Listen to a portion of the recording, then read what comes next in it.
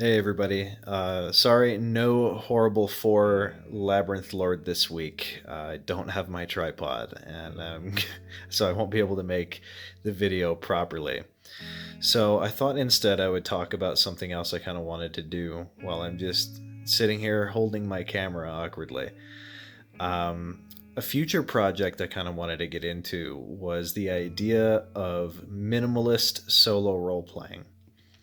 So there's two sets of books sitting in front of me right now, and I'm going to be talking about both. And I got the idea to do what I'm about to describe to you from Geek Gamers. There is a video she put out a while ago called Easy Ways to Be Your Own GM, or something like that. I'm going to link the video below.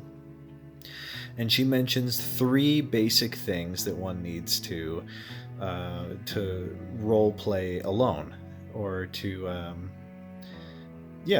role play alone, to be their own game master. And those three things you see before you, and in order we have here the rubric, the generative source, and the limiting source, or a kind of a limiter. And it's kind of out of order down here with the rubric, generative, and limiter. So what these three things are fairly self-explanatory, but the rubric is the system you want to use, in this case Swords and Wizardry Complete or Swords and Wizardry White Box. And I'm going to get to why there are two sets of books up here in a second.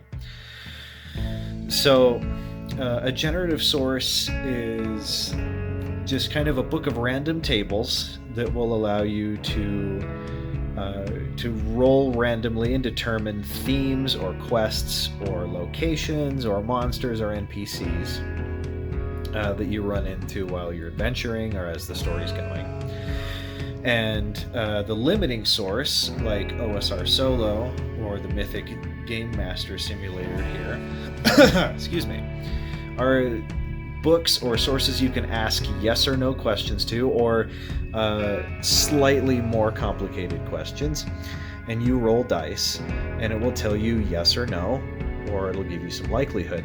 And it's kind of like that 3x5 card I've been using. I mentioned OSR Solo.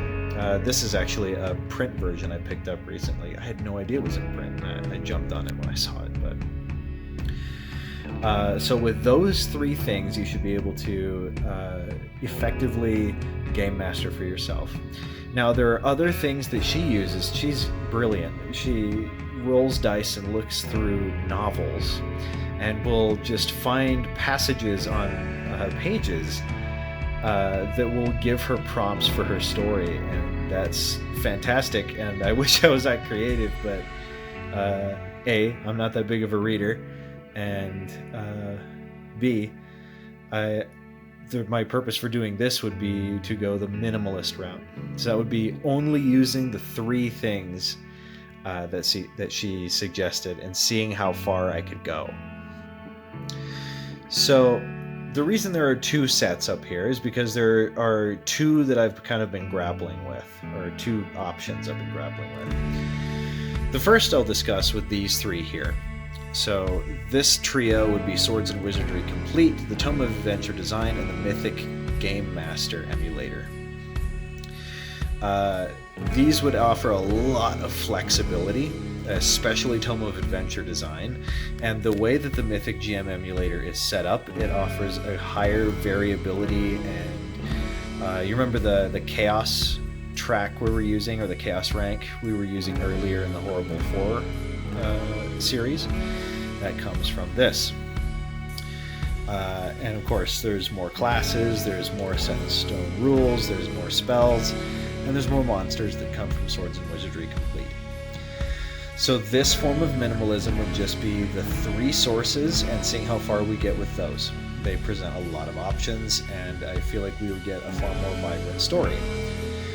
My second option, and this is something I always like doing, is to go for twofold minimalism, that being minimal rules and minimal sources. White Box is famous and very highly regarded as being a game that has very few and very flexible rules. A lot of it you make your own calls, and it's the same with the complete rule book, but far more so with White Box.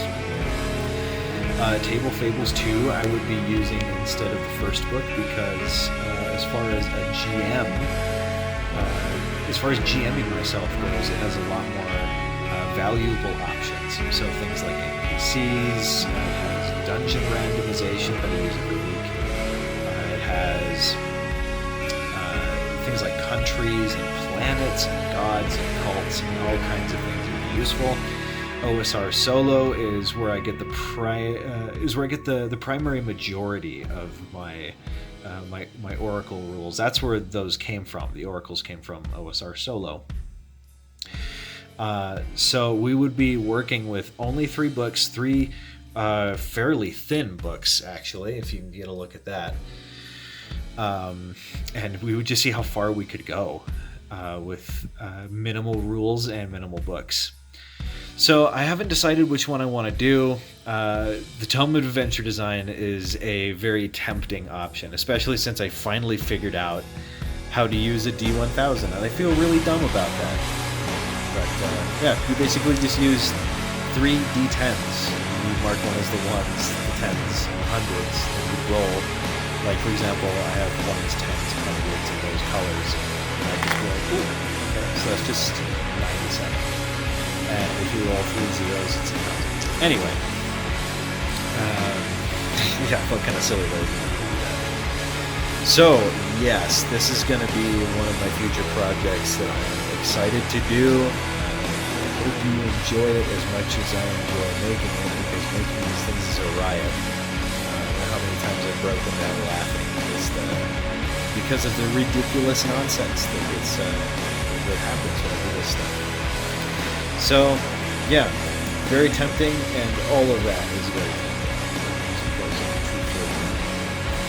Well, we'll see where it goes. Sorry, again, there's no horrible for this game, but we had a magic video last week. So, we'll see again. Next time, I'm probably going to do a little bit more with the Horrible 4. I am struggling with where the story is going to go, but I have some ideas. Alright, thank you for watching, and we'll see you next time.